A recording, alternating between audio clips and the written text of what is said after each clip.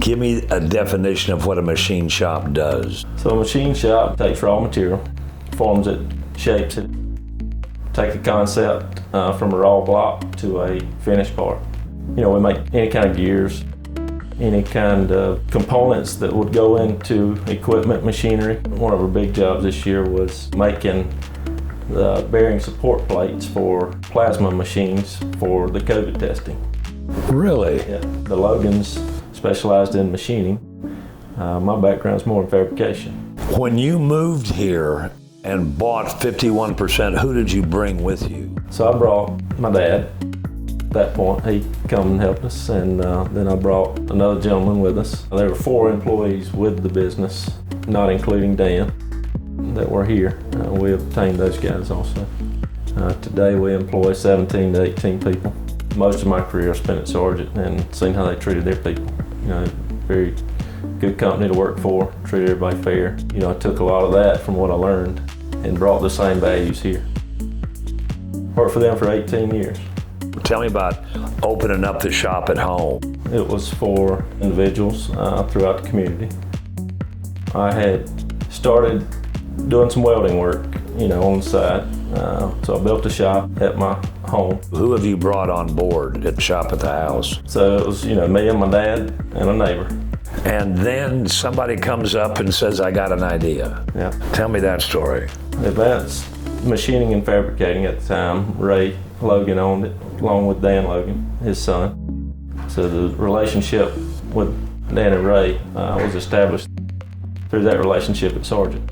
So Ray was ready to retire and ready to do something different. So worked it out, and we bought Ray's % of the business. Dan stayed on with us.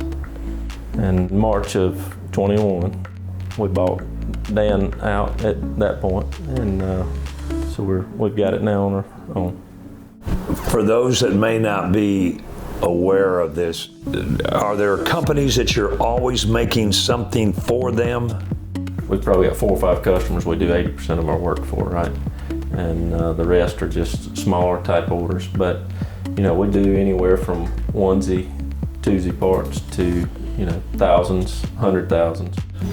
How, with this shortage that we've been experiencing, have you been able to maintain your raw material supply? Not had a whole lot of bad luck with getting raw material. Some of the stainless materials are getting more and more hard to get. The price of steel has really shown up this year. It's gotten to be, you know, from 25% of the cost of the product to 75% of the cost of the product. So it's really changed the dynamics of what customers are having to pay for these parts. Not long ago, you had a face-to-face with the governor of South Carolina. Yeah, it was a governor's award ceremony. We were nominated for Emerging Manufacturer of the Year. You know, there's a small manufacturer and a large manufacturer. We were awarded the small manufacturer. How did that make you feel?